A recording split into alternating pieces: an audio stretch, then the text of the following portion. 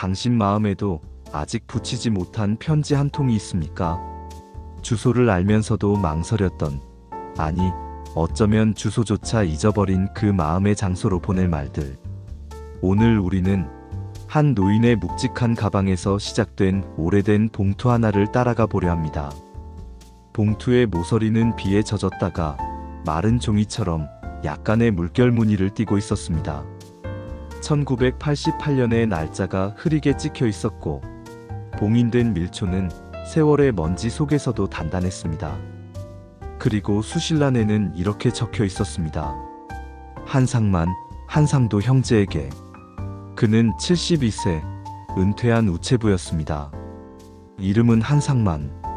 평생을 맡은 편지를 남에게는 단 하루 늦지 않게 전하던 사람이었습니다.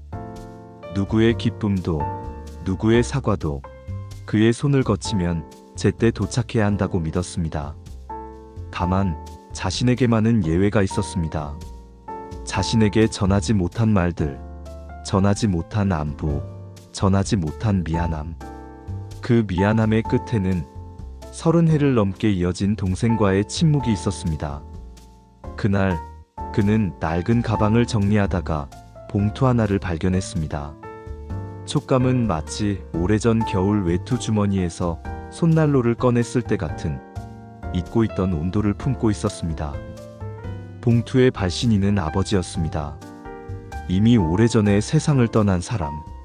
앞으로는 더 이상 어떤 답장도 보낼 수 없는 사람. 그는 두 손으로 봉투를 들어 올렸습니다. 종이 한 장의 무게가 이렇게나 무거운 적이 있었을까요? 그날 그 편지만 제때 도착했다면 두 형제의 인생은 달라졌을까요?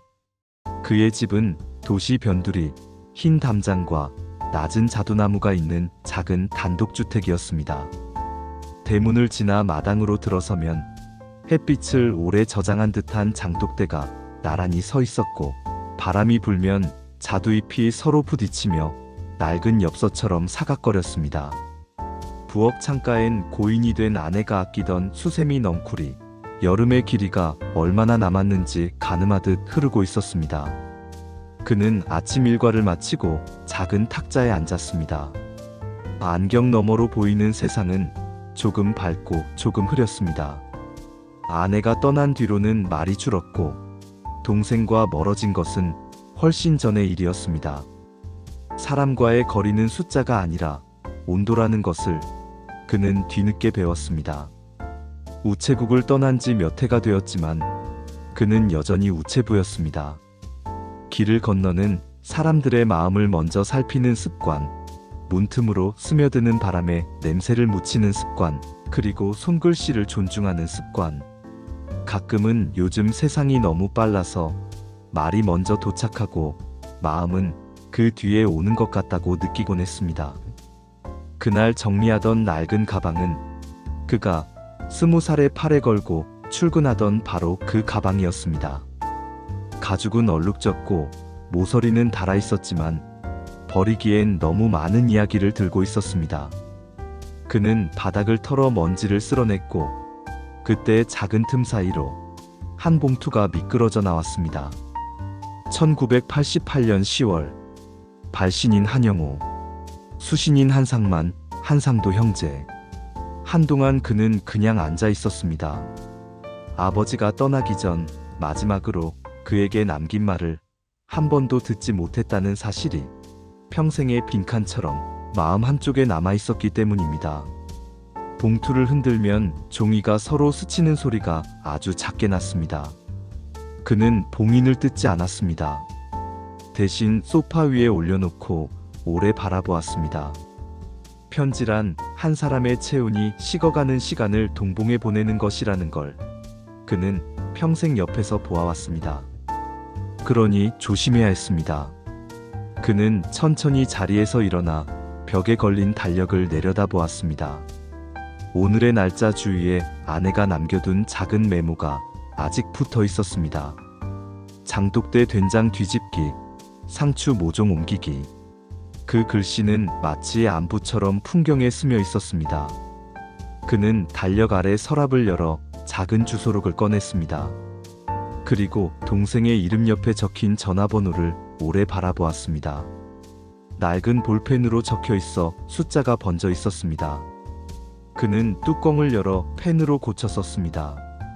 그러나 전화를 걸지는 않았습니다. 그는 결심했습니다. 이제라도 내가 직접 전하자. 낮게 흔들리는 자두나무 그늘이 창턱에 작은 파문을 만들었습니다. 마음이 물처럼 흔들릴 때는 발을 물가에 담그듯 작은 결심을 해보는 것도 나쁘지 않습니다. 하지만 수신인 중 한 사람은 지금 어디에 있을까요? 그는 먼저 오래된 주소를 찾아 나섰습니다. 도시는 낮은 건물들의 기억을 지우고 더 높은 유리벽을 세워두었습니다. 주소지였던 골목은 카페와 세탁소, 반찬 가게가 늘어선 새로운 길로 바뀌어 있었습니다.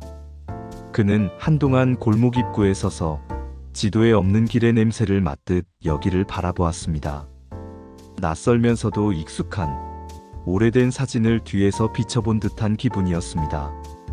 반찬 가게 주인은 그의 질문을 듣고 잠시 고개를 갸웃하더니 여기 살던 분들이요? 다들 이사 가셨어요. 근데 이 골목 끝에서 우회전하면 예전 우체국 자리가 있어요.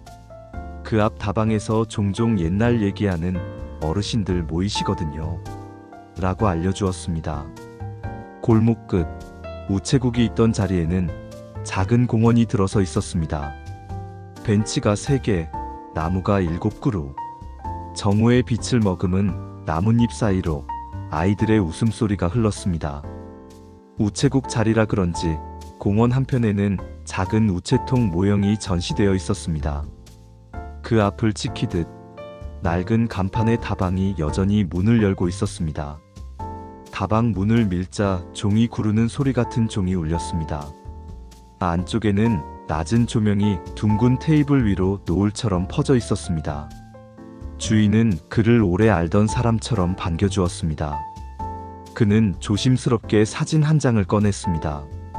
젊은 시절의 자신과 동생, 그리고 아버지가 함께 찍은 사진. 주인은 사진을 오래 들여다보더니 아, 나 이 얼굴 기억나. 동생분, 상도 씨 말이지? 그분 몇 해 전에 바다 건너 섬으로 갔다고 들었네.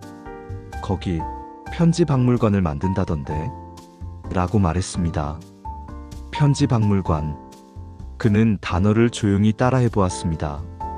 편지는 전달하는 것이 직업이지만 그에게 편지는 늘 미완의 이야기처럼 남아 있었습니다. 도착했다는 사실만으로 끝나지 않는 그 뒤의 삶. 누군가는 그 편지를 받고 함께 살았고, 누군가는 그 편지를 받고 이별을 준비했습니다. 편지를 모아 전시하는 일은 그래서 어쩌면 한 사람의 시간들을 한 방에 모으는 일일지도 모릅니다. 그는 다방을 나와 버스터미널로 향했습니다. 터미널에는 계절마다 바뀌는 사람들의 표정이 있었습니다. 봄에는 설렘, 여름에는 지침, 가을에는 생각, 겨울에는 다짐. 오늘의 터미널에는 비의 냄새가 조금 섞여 있었습니다. 하늘은 흐렸고 매표소 안내판에는 섬으로 가는 배편 시간이 적혀 있었습니다. 표를 끊고 기다리는 동안 그는 봉투를 꺼내어 다시 한번 손으로 쓸어보았습니다. 봉이는 여전히 단단했고 모서리는 조금 더 달아 있었습니다. 그는 봉투를 열지 않기로 했습니다. 편지는 수신인의 손에서 처음 열려야 한다는 그가 평생 지켜온 작은 신념 때문이었습니다. 나무 의자에 앉아 있자니 아내가 살아있을 때 함께 다녀온 시장길이 떠올랐습니다. 아내는 항상 장보기를 마치고 나면 고맙다는 말을 아낌없이 했습니다. 고맙다는 말은 무엇을 바꿀 수 있을까요? 그 말은 시간을 움직이지는 못하지만 시간에 깃든 마음의 방향을 바꿉니다. 그가 오늘 떠나는 이유도 아마 그 말의 방향을 따라가고 있는 것인지 몰랐습니다. 섬으로 가는 배는 오후 늦게 떠났습니다. 선실 창밖으로 도시의 윤곽이 작아지며 바다의 회색 빛깔이 가까워졌습니다. 소금기 어린 바람이 허공의 옷깃을 여미듯 선실로 들어왔고 그는 가방을 무릎 위에 올린 채 눈을 감았습니다. 배가 물살을 가를 때마다 어릴 적 강가의 기억이 되살아났습니다. 아버지는 자전거 뒤에 그와 동생을 번갈아 태우고 강변을 달렸습니다. 바퀴가 모래를 밟을 때 나는 소리, 그 뒤에 따라붙던 두 소년의 웃음소리, 그리고 강둑에 앉아 먹던 삶은 옥수수의 달큰한 향. 모든 게 단단해 보이던 날들이었습니다. 섬으로 향하는 배 위에서 그는 비로소 한 가지 사실을 깨달았습니다. 진짜 늦은 건 편지가 아니라 마음이었다는 것을. 섬의 항구는 비에 젖은 돌바닥의 냄새로 그를 맞이했습니다. 방파제 끝에 서 있는 갈매기들이 뭔가를 기다리는 듯 멈춰 서 있었고, 파도는 바위에 부딪히며 낮은 숨소리를 냈습니다. 그는 작은 여관에 짐을 풀고 다음 날 아침 일찍 마을회관으로 향했습니다. 이곳에서는 웬만한 소식이 모두 모인다고 여관 주인이 말해주었습니다. 마을회관의 게시판에는 행사 안내와 경로잔치 사진이 붙어 있었습니다. 한켠에는 편지박물관 자원봉사 모집이라는 안내문이 붙어 있었고, 아래에는 담당자 연락처가 적혀 있었습니다. 그는 담당자에게 전화를 걸었습니다. 수화기 너머로 들려오는 목소리는 차분했습니다. 네, 상도 선생님은 요즘 병원에 계세요. 박물관 일은 제가 도와드리고 있어요. 담당자의 이름은 윤미라였습니다. 박물관은 오늘 문을 여나요? 네, 열어요. 오시겠어요? 가겠습니다. 편지박물관은 작은 초등학교를 개조한 건물에 자리하고 있었습니다. 초록색 문턱에 하얀 페인트가 조금 벗겨져 있었고, 교실이었던 방들은 편지의 주제별로 나뉘어 있었습니다. 사과, 안부, 사랑, 이별, 감사. 그리고 마지막 방의 문 위에는 미도착이라는 글자가 붙어 있었습니다. 그는 그 방 앞에서 발걸음을 멈췄습니다. 윤미라는 그에게 다가와 조용히 인사했습니다. 멀리서 오셨네요. 그는 고개를 끄덕이며 가방을 꼭 쥐었습니다. 저는 상도의 형입니다. 그녀의 눈빛이 조금 흔들렸습니다. 그럼 이쪽으로 오세요. 선생님이 꾸리던 자료들 중에 형님 이야기가 조금 있어요. 그녀는 서류철을 내주었습니다. 그 안에는 신문 스크랩과 사진 몇 장이 들어 있었습니다. 사진 속 동생은 환하게 웃고 있었습니다. 미도착 편지 전시. 늦게라도 도착한 마음이 이웃을 살립니다. 그는 사진을 오래 바라보다가 부지불식간에 가슴 어느 한 지점이 뜨거워지는 것을 느꼈습니다. 오해와 분노가 만들어낸 벽 뒤에서 동생은 타인의 화해를 돕고 있었던 것입니다. 아버지가 마지막으로 전하려 한 말은 어디로 사라졌을까요? 그는 조용히 가방을 열고 봉투를 꺼냈습니다. 윤미라는 놀란 눈으로 봉투를 보았습니다. 1988년 아버지의 편지군요. 그녀는 낮은 목소리로 말했습니다. 열어보셨나요? 그는 고개를 저었습니다. 편지는 받는 사람이 처음 열어야 합니다. 윤미라는 병원의 위치를 적어주었습니다. 오늘 오후면 면회가 가능해요. 그는 고개를 숙여 인사했습니다. 박물관 현관을 나서자 바람이 종이 흔드는 소리를 냈습니다. 마치 오래된 편지지들이 서로를 확인하는 듯 조용한 바스락거림이었습니다. 병원으로 향하는 길은 섬의 등줄기를 따라 이어졌습니다. 비구름이 조금 걷히며 햇빛이 바다 위에 길을 그었습니다. 그는 그 길을 하염없이 바라보았습니다. 마음속에도 길은 있었습니다. 분노에서 슬픔, 슬픔에서 그리움, 그리움에서 용서로 이어지는 아직 이름 붙이지 못한 길. 이제 그는 그 길의 입구에 서 있는 듯 했습니다. 병원 복도는 소독약 냄새와 발소리의 울림으로 가득했습니다. 면회 시간까지는 아직 조금의 여유가 있었습니다. 그는 대기 의자에 앉아 봉투를 무릎 위에 올렸습니다. 손끝이 떨렸습니다. 오랜 침묵은 손에도 무게를 남깁니다. 눈을 감자 젊은 날의 한 장면이 떠올랐습니다. 비 오는 날 저녁, 가게 셔터를 내리던 형제는 사소한 말에서 시작된 다툼으로 서로 등을 돌렸습니다. 다음 날 아침, 아버지가 남긴 쪽지는 식탁 위에서 바람에 흔들리고 있었습니다. 저녁에 얘기하자. 그러나 그 저녁은 끝내 오지 않았습니다. 그날 밤, 아버지는 갑작스러운 병으로 쓰러졌고, 형제는 침묵 속에서 장례를 치렀습니다. 그리고 그 후로 말은 더더욱 멀어졌습니다. 면회 시간이 시작되었습니다. 간호사가 병실 문을 열어주었습니다. 그는 문 앞에 서서 잠시 숨을 고르더니 손잡이에 손을 얹었습니다. 조용히 문을 밀었습니다. 그 순간 병실 문 앞에서 걸음을 멈춘 그는 편지를 열지 않은 채 문고리에 손을 얹습니다. 병실 안은 오후의 빛이 얕게 들어와 흰색의 물결을 만들고 있었습니다.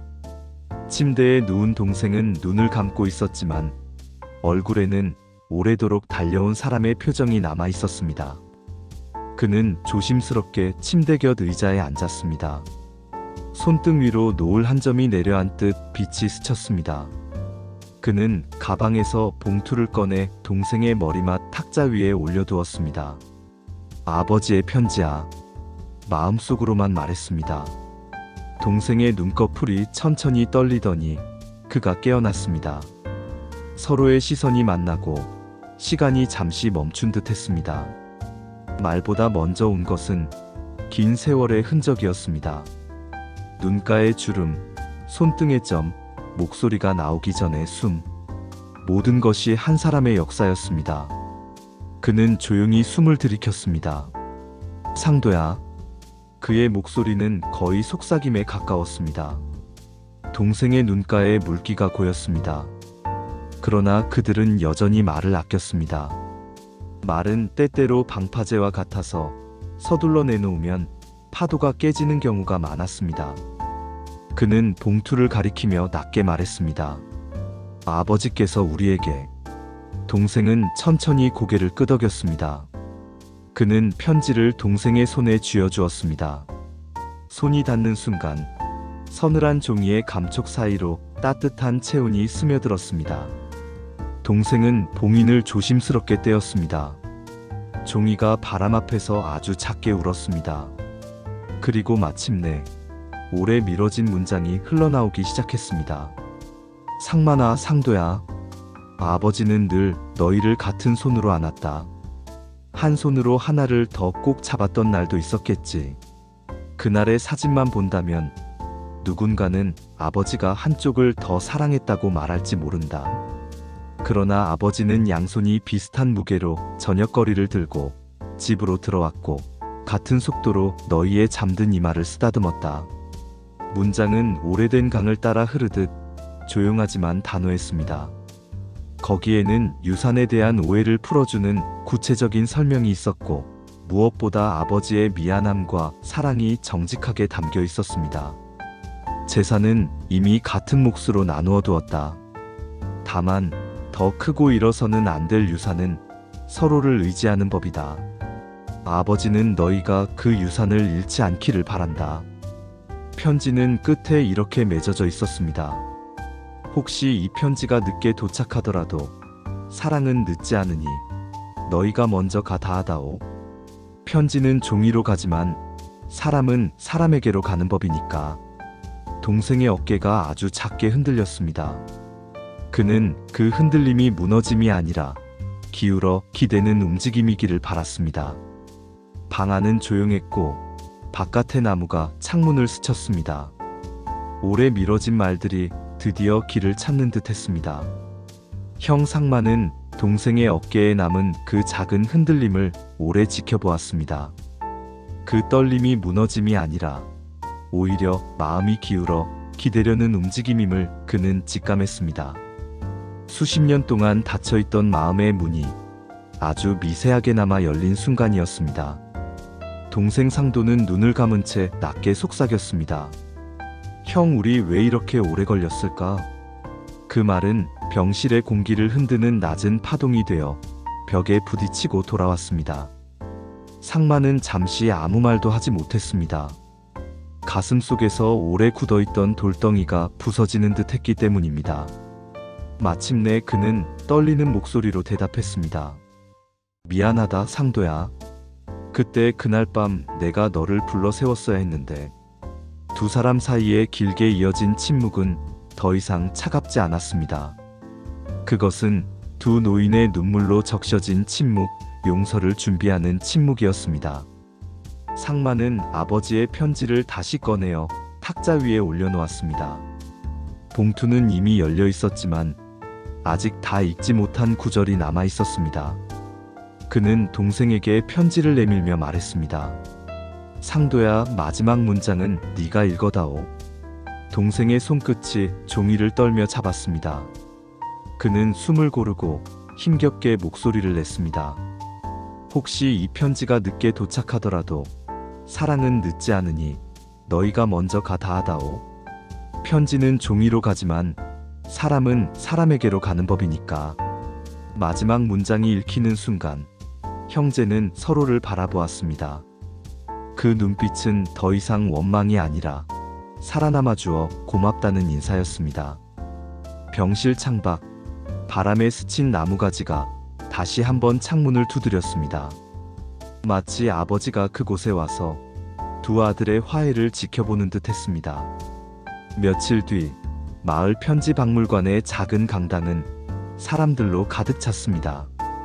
윤미라 관장이 준비한 미도착 편지 낭독회에서 두 형제는 무대 위에 섰습니다. 형은 먼저 아버지의 편지를 읽었습니다. 목소리는 약간 떨렸지만 한 줄 한 줄이 청중의 가슴에 박혔습니다. 동생은 중간에 이어받아 마지막 문장을 읽었습니다. 사랑은 늦지 않으니 너희가 먼저 가 다하다오. 그 순간 강당 안은 눈물로 젖었습니다. 노부부는 서로의 손을 꼭 잡았습니다. 젊은 부부는 아이를 안고 조용히 눈물을 훔쳤습니다. 한 중년 남성은 자리에서 일어나 저도 아직 붙이지 못한 편지가 있습니다 라며 목이 메인 고백을 했습니다. 편지는 단순히 두 형제의 사연을 넘어 그 자리에 있던 모든 사람의 가슴 속 미도착 편지를 흔들어 깨우고 있었습니다. 낭독회가 끝나고 몇몇 주민들은 직접 자신이 보관해온 편지를 꺼내 들었습니다. 어떤 이는 20년 전 돌아가신 어머니에게 쓰다 못 붙인 편지를, 또 다른 이는 오래전 친구에게 미안함을 담아 쓴 편지를 내보였습니다. 형제는 그 고백을 들으며 눈시울을 붉혔습니다. 자신들의 화해가 단지 둘만의 일이 아니라 누군가의 상처에도 작은 불씨가 되었다는 사실이 전해졌습니다. 낭독회가 끝난 뒤 두 형제는 바닷가로 나갔습니다. 노을이 바다를 붉게 물들이고 파도는 지난 세월의 무게를 씻어내듯 조용히 일렁였습니다. 그들은 모래 위에 나란히 앉아 삶은 옥수수를 먹었습니다. 짭조름한 바람 속에서 달큰한 향이 퍼졌습니다. 어릴 적 강둑에서 아버지와 함께 먹던 그 맛이었습니다. 상도는 옥수수를 한 입 베어 물며 웃었습니다. 형, 내일은 같이 아침 먹자. 혼자 먹는 밥은 더는 싫다. 상마는 그 말에 미소 지으며 대답했습니다. 그래, 늦음의 반대말은 아직 지금이지. 하늘에는 별 하나가 떠올랐습니다. 별빛은 파도 위에 부서지며 마치 아버지의 눈길처럼 두 사람을 감싸 안았습니다. 편지는 단순한 종이가 아닙니다. 그것은 누군가의 마음이자 지나간 세월을 이어주는 다리입니다. 편지를 쓰는 일은 용기이고 편지를 받는 일은 겸손이며 편지를 읽는 일은 사랑입니다. 형제가 아버지의 편지를 통해 다시 이어졌듯 우리 또한 누군가에게 건네지 못한 말 한마디가 있을지 모릅니다. 혹시 당신 마음에도 아직 붙이지 못한 편지가 있습니까? 그 편지는 반드시 종이에 적힐 필요가 없습니다. 늦은 밤에 전화 한 통, 식탁 위에 짧은 메모, 오늘 건네는 따뜻한 눈길. 그 모두가 편지일 수 있습니다. 인생의 가장 소중한 편지는 받는 사람이 읽을 때가 아니라 내가 쓰기로 결심한 그 순간에 완성됩니다. 편지는 늦어도 사랑은 늦지 않습니다. 오늘 당신의 마음속 수신인을 떠올려 보십시오. 그리고 단 한 문장을 적어 보십시오. 그 문장이 누군가의 인생을 바꾸고 당신의 삶을 따뜻하게 감쌀지도 모릅니다.